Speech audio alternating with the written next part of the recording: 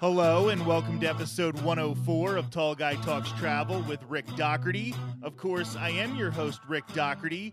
I can't believe how much we've accomplished in the first month of 2023. We've already covered so much on the podcast and the YouTube channel. I know this year is going to end up being something special. Check the YouTube channel for vlogs from an after-hours event at Magic Kingdom, Epcot's International Festival of the Arts, and so much more. If you're a fan of musicals, you're definitely going to want to watch those vlogs from Epcot's International Festival of the Arts, where I see many of the artists perform in the Disney on Broadway concert series, including the brother-sister team of Ariel and Adam Jacobs, who both starred in the Broadway version of Aladdin. You can see some of their performances by checking out those vlogs. With upcoming trips to the Kennedy Space Center, Busch Gardens Tampa, and all of the Walt Disney World theme parks, you will want to make sure to be subscribed.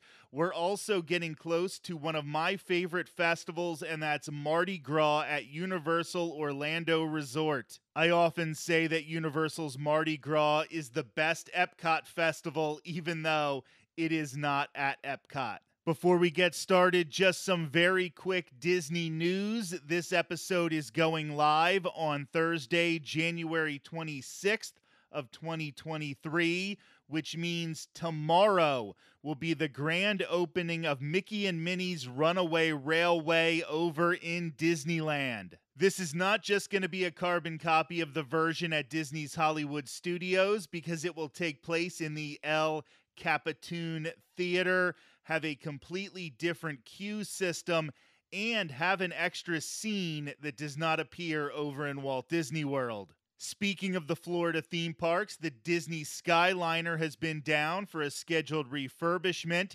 It is expected to be in that refurbishment through Sunday, hopefully reopening to the public on Monday. This past Sunday was the last day of operations for Splash Mountain at Magic Kingdom in Walt Disney World. This is going to start the long process of re-theming that attraction to Tiana's Bayou Adventure. On today's show, we welcome back my good friend, the Sarah Enigma.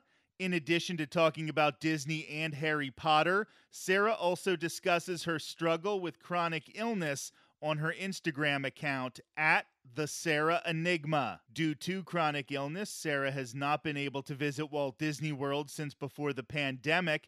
This also means that even during the best of times, she rarely stays at the park after 5 o'clock in the evening. When we left things off in our conversation in episode 103, I was about to ask if that means she has never gotten to see Epcot at night. I have seen it. Because we go in November, I've technically seen it at night. So I think I made it to 5 p.m. there one time. But I am, hopefully next time, I know they changed the fireworks show, and I've heard a lot of good things about it.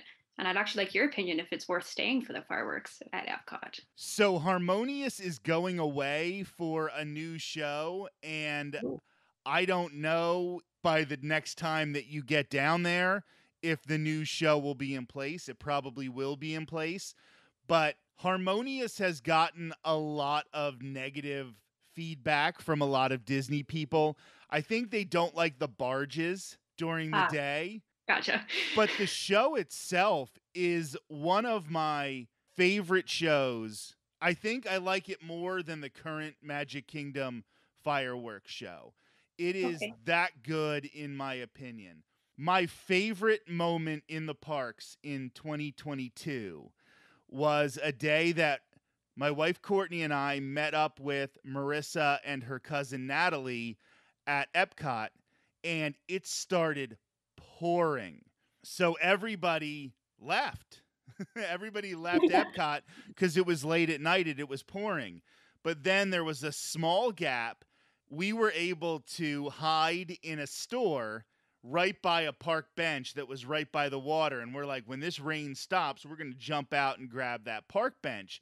So we ran out, grabbed the park bench, and Harmonious started. And then all of a sudden the sky opened up again. But because they had started the show, they weren't going to stop it. So we just got absolutely drenched while watching Harmonious from the best spot in the world. Like, it was one of those moments that once you accept, okay, I'm wet, I'm going to feel gross for the rest of the day. Once you accept that, it was such a fun time. I really do love the show, but like I said, it is kind of controversial. I think my favorite thing about Epcot is walking around at night because all the pavilions are so beautiful. It does get dark in the front of the park. It gets really, really dark, and I don't know why they don't have more lighting there. But around World Showcase, it is so great. And it's not like there are a lot of rides at Epcot that you have to rope drop. So I feel like that's a park where I might get there later so that I could stay there later. And they have the Beauty and the Beast sing along in the France Pavilion, but then that gets replaced at night by Impressions de France, the show about France. And I think personally, we don't know each other that well yet, but I think you would really, really love it. It's a show, you sit there, you watch it on a screen, but it really goes through a lot of the culture of France. And of course, we all assume, being in Canada, that French culture is your culture, the same thing. I know it's not in Calgary at all, but we are ignorant Americans. I didn't know that was replaced in the evening. I think that would be something I definitely want to go and see. Thank you. That's a great tip. So I hope that this question doesn't come off as rude, because I definitely don't mean it to at all.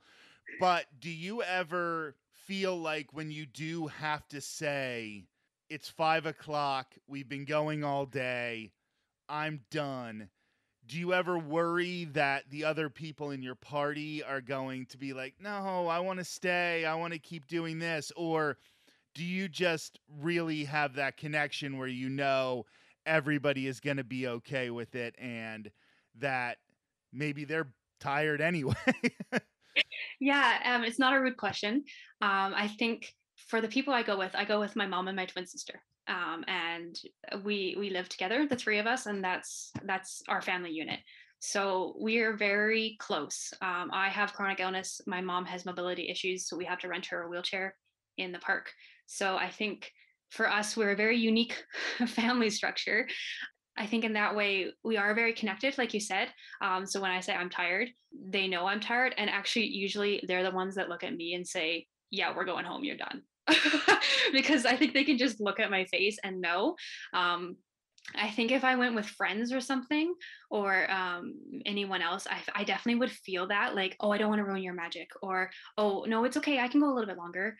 But I think I'm so blessed to have a family unit that totally understand that we're okay. And especially my mom's in a wheelchair, she gets tired of sitting in, and my sister gets tired of Epcot's huge. Pushing a wheelchair around Epcot a couple times, like she hits the bed in the hotel room and she's like out instantly. So I think to answer your question, I think we're all tired at that point. And I think again, that's why it's easier to think like, okay, yeah, Magic Kingdom is when we stay for the fireworks, and that's the only one. Yeah, I think in that way, I'm very fortunate, is that they understand. I think if I went with anyone else, I would worry a little bit. Yeah. Because I know the last time that I went to Disneyland, my wife Courtney went with me, obviously, and we met up with Sarah Says, who's on the show here. And Sarah and I are go, go, go, go, go. And we tried to make sure that, yes, Courtney needed to take a break in the middle of the day. And maybe some days she could just walk back to the hotel, because Disneyland is a whole different beast than Walt Disney World. Yeah. Sometimes she could just walk back to the hotel by herself. Sometimes we all had to sort of take that break in the middle of the day. And, we definitely wanted to make sure that she knew, like, this is totally fine. And she was also understanding, saying, listen, I'm going back to the room. I'm just going to sit and watch TV and have a snack. But if you want to stay until, the very, very end of the night and you want to run around and ride Big Thunder Mountain for the fourth time today, that's fine. And I do think that it's an underappreciated aspect of going to the parks is making sure that everybody in your party is comfortable, is having a good time. And maybe there are those people who can hit it harder, and just let them break away for a while. Don't make them, feel like they're being rude for leaving people behind, and don't make the people who can't do it feel like they have to do everything. And I definitely think that that is a good way of doing it. I also think Magic Kingdom is an easier park to make it the whole day because they have Country Bear Jamboree, the Tiki Room, the Hall of Presidents, Carousel of Progress, PhilharMagic, Monsters Inc. Laugh Floor. These are all experiences. Even the People Mover, they get you off your feet for like 14 to 30 minutes. And that can be a big refresher when you're trying to make it through a park. Yeah, I think definitely being able to sit down for me just for a little bit can definitely be a big refresher. So I think you're right. It's definitely about having a conversation with your party and talking about expectations. So if the conversation is, hey, we're all staying together as a family and we're not leaving each other. Okay, so that's what our trip's going to be. So let's talk about expectations. So expectations are, I need to sit down and have lunch for an hour in the middle of the day just so that I can refresh. Or yeah, we're not going to hit all the rides today. So which rides do we want to do? Or on the flip side, hey, yeah, you go. I'm fine. Just sit me here with my ice cream and I'm okay. Come back in an hour and I'm fine. So I think it's definitely having a conversation before you go into the parks, or even when you're planning it, like not even the day of, just to have a conversation and be like, so what does this look like for us? Are we all together? Are we okay with leaving each other? I think that will create a better experience for everybody because no one feels left behind. No one feels like they want to run ahead and they can't, right? Like, I think that's a very important thing you talked about. Like, Courtney could just go back to the room and that's great. And no one was upset about it, right? And I think you're right about Magic Kingdom is there's a lot more places to sit, which can make a huge difference, even if it's just sitting outside of the ice cream parlor and eating your sorbet, or if it's sitting in PhilharMagic, which I love because it's a great place to just sit and just be like, hey, I can just put my feet up for a minute and still enjoy Disney and have a Disney experience. And I want to get back to our original topic because there are some more things that I do want to know. For example, when I hadn't gone for a really, really long time, I think the biggest gap for me was either between the time I was about 12 or 13 and then when I was 24, or between when I was 24 and when I was about 35. So those were my two biggest gaps in my life. And yes, now everybody is realizing I'm like super old. But I started realizing when I was an adult that I would start looking forward to things that were maybe different than earlier. But I was so used to going when I was a kid and we would ride everything. We would do a rope drop till the end of the night till everybody was so tired we couldn't stand it anymore.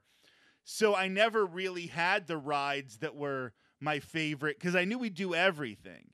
Everything was a Disney thing. But then when I was an adult, I was like, man, I am really missing Big Thunder Mountain. I really want to ride Big Thunder Mountain. I'm really missing the People Mover. That was so fun. What are the things that you find you miss the most when you are in this gap? What's going to be the thing that you're so excited to do again the next time?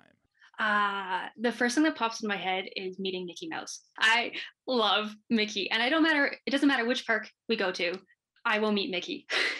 So that will be the first thing I will do is whatever park we go to, which will probably be Magic Kingdom, we'll meet Mickey Mouse.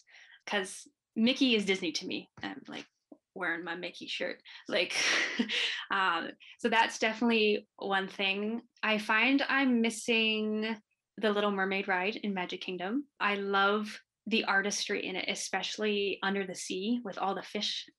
It's just to see the craft behind it. That ride feels to me like an old school Disney dark ride for a newer Disney movie. I Yes. think that was a really good addition. However, they thought that line was going to be a lot longer than it is when they built that queue. That queue is built for Space Mountain, not for a quick dark ride that eats a lot of people. It's kind of funny how long that queue is, and sometimes you're walking for a while before you get anywhere near the ride. Mhm. But I, that's an I interesting answer. It's not one I would have expected. So continue. Yeah, that one, I know it was newer. I don't remember what time the first time I wrote it, but I was in awe. And Little Mermaid is my favorite Disney princess movie. So I think that's partially why I love it so much. But I also love a good ride that you can just walk onto.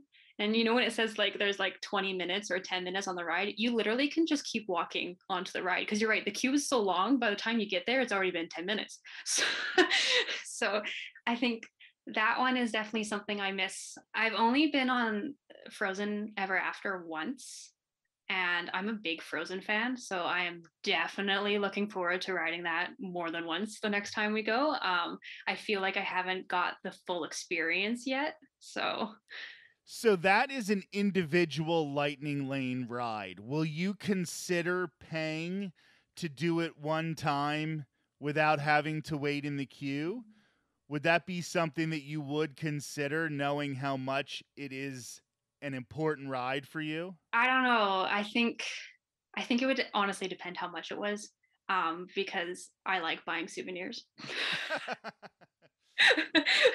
So I think um, the thing of the last time I was on it though, it was a 2 hour long line, and I know that's pretty normal, and it's quite a loud line. I don't know if you've noticed, but because of like it's kind of almost dome shaped, right, where they have and it's in the middle, and I found that quite tiring. Loud noises can make me quite tired. So in that way, and because I love it, I'd maybe consider doing the lightning line, but I'm also sometimes cheap. So I don't know. I'd have to get back to you on that if I when I actually look at the numbers. I am extremely cheap, so I totally understand what you're Good. saying. I have not purchased Genie Plus ever. Mhm. I want to do it just to do a video where I see how much I can do with Genie Plus, Mhm. to sort of show people whether it would be worth it for them or not. But I have no desire to use it for my own personal experience. But like I said, I get to go a lot more than other people. You say that the character meet and greets are a real important part of the parks for you. Mhm. What, besides Mickey, are some of the characters that you just can't wait to see again? And what's going to make it feel like you're finally back there and you're finally experiencing something so magical? Um, I really like the princesses. I definitely have my favorites out of them, but I like being able to see them in their dresses, and they always take nice pictures. I have one of those digital photo albums, and that's how I keep Disney memories alive. So I like being able to take good pictures. I think particularly for me, the Princess Hall in Magic Kingdom, I like rope dropping that one of the days because you can get all four princesses in under 10 minutes. Trade secret, but I like doing that one. I love seeing Cinderella. And that's why I really actually started to enjoy Epcot the last time we went because they have some very different princesses in the different pavilions. And like seeing Aurora at the French Pavilion. Like it feels like you're in France meeting Aurora or meeting Belle, and I think having that kind of like immersive experience. And my favorite was Snow White in the German Pavilion because it was by like a little wishing well, and it just felt so like yeah, I'm in a little German village and I'm going to meet Snow White. How much fun! So I think for me, I'm really looking forward to the princesses in Epcot for character meet and greets, and Mickey is definitely still the top one. And that's what I love. Actually, my favorite Mickey is in Animal Kingdom because you get to meet Mickey and Minnie together, and that is just so special to me because we went to Disney World when we were younger, but 2018 was the first time we went when we were an adult. And the first thing we were like, "Hey, let's go meet Mickey." I think that would be fun. We were still Disney World noobs. We're way better now, but we went in and we got to meet both Mickey and Minnie, and the feeling I had, like the magic, like Minnie was giving me a hug and Mickey gave me a kiss on the nose, and it just, and they're in their Christmas costumes, and I can still feel the awe and the joy I felt. So for me, the characters are so huge. I'd like to recreate those feelings, and that's why Mickey is huge for me, because I think it's so important, because it was my first character experience I've ever done.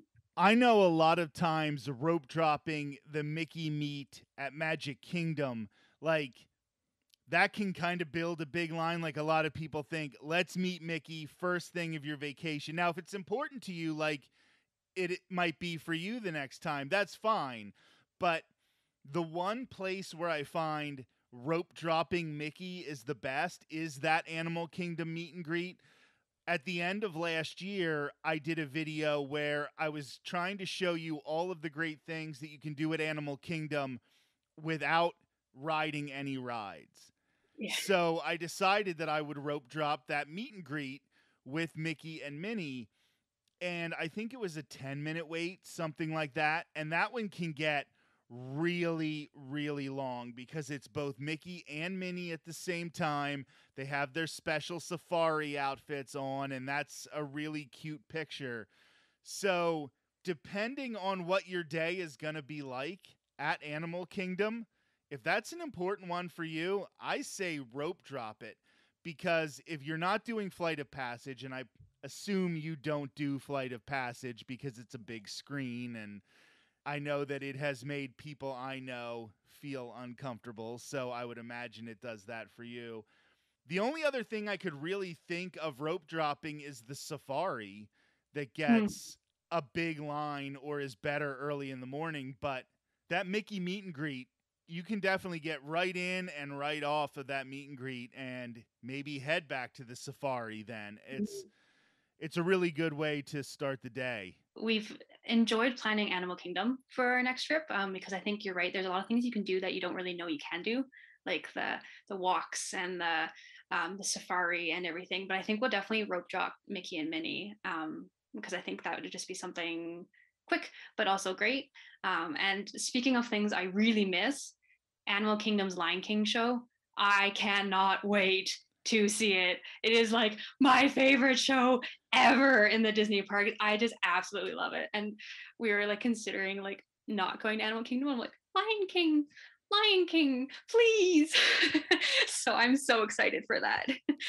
You are a big Broadway fan and musicals fan, and that Yeah. show is basically like seeing a Broadway level musical in the middle of a theme park. Mm-hmm. And it is so impressive. There's one thing that I always try to get people to do in Animal Kingdom because I think it's so underrated. Get the train back to Conservation Station and do the animation experience. You sit Okay. down, it's about a half hour. A Disney animator will show you how to draw a Disney character.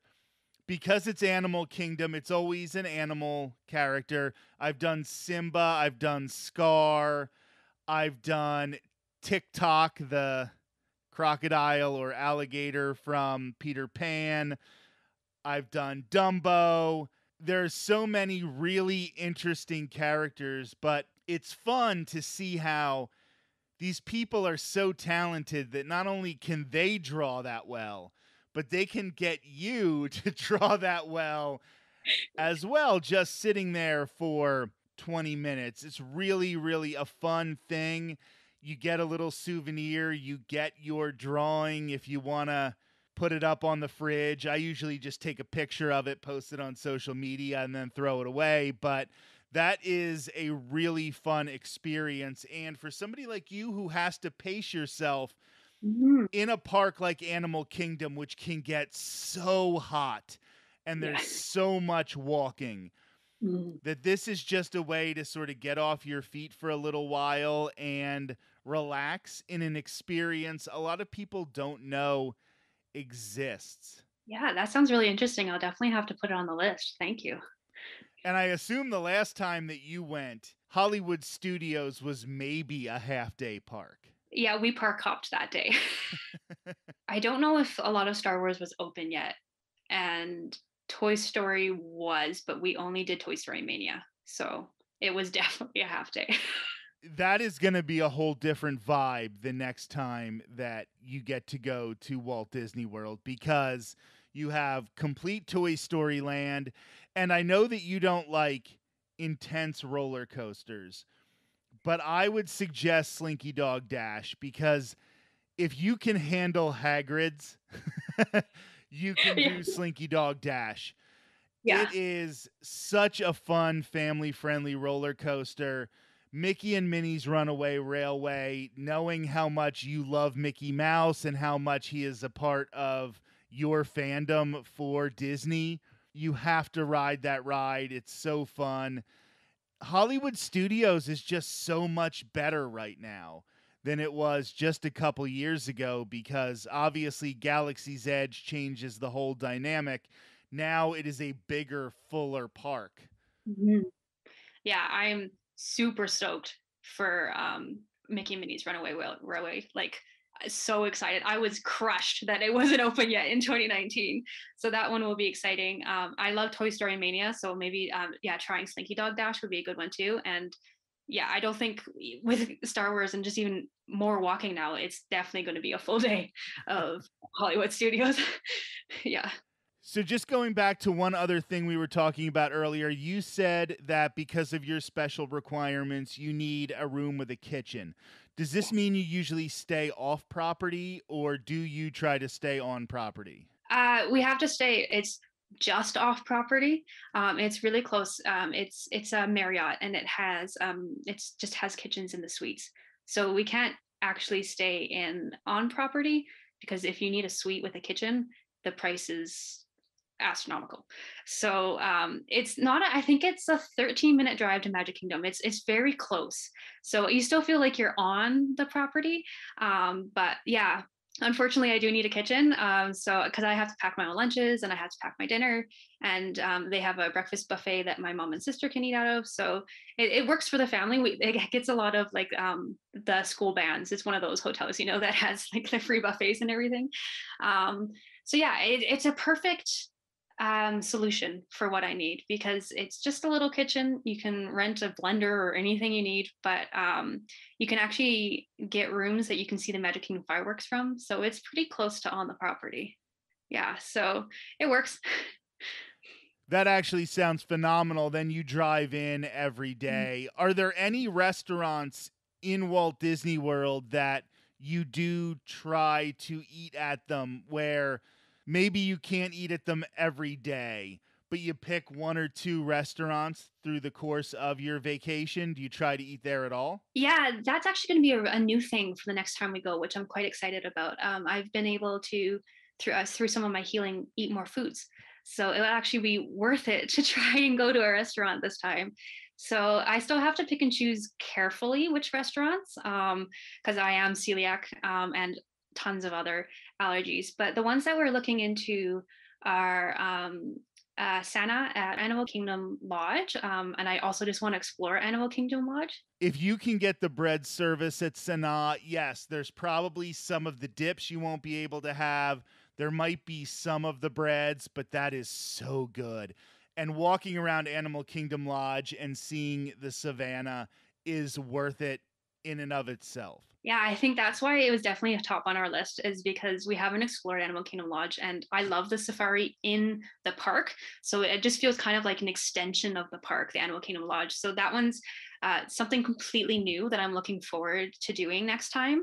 And I think the other one we were thinking about is Acker House in Epcot. Because it actually has foods that are similar to I can eat, and as we've talked about, I like meeting princesses, so it's kind of a double bonus of I can eat and we can see princesses. So I think that will be an interesting one too to explore and see how that goes as well. The only time I ever ate, and it's actually pronounced Ackershoes, but that's fine. Ah, the sorry.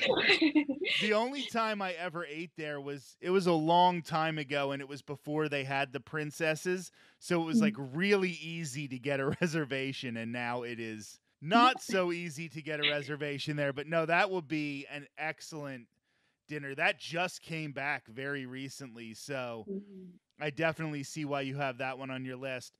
The Sarah Enigma, This was such a great conversation. It went a lot longer than I thought it was, but I really appreciate you taking the time, and I always love connecting with you. You're one of the really good people in the Disney community that I have found online, and I just love having you on the show. Thank you so much for having me. I always love being on, and I always appreciate that you talk about my limitations and create normalcy around it. So thank you so much. Follow the Sarah Enigma on Instagram at the Sarah Enigma. When you're there, visit her link tree for her blog posts. We always try to use this podcast to have fun, but also share a little positivity. Sarah has some extremely important blogs lately about what not to say to somebody with chronic illness and what it means to be a spoonie. Her content is so inspirational and informative that she deserves more readers. This has been episode 104 of Tall Guy Talks Travel with Rick Doherty. When we return next week, Marissa from Chicago will be back on the show for a new segment we're calling Fact or Figment. The two of us will go through some commonly shared opinions about the Walt Disney World parks, and we will decide if we think that they are facts or if they are figments. That will be next Thursday on Tall Guy Talks Travel with Rick Doherty. Until then, have a great week.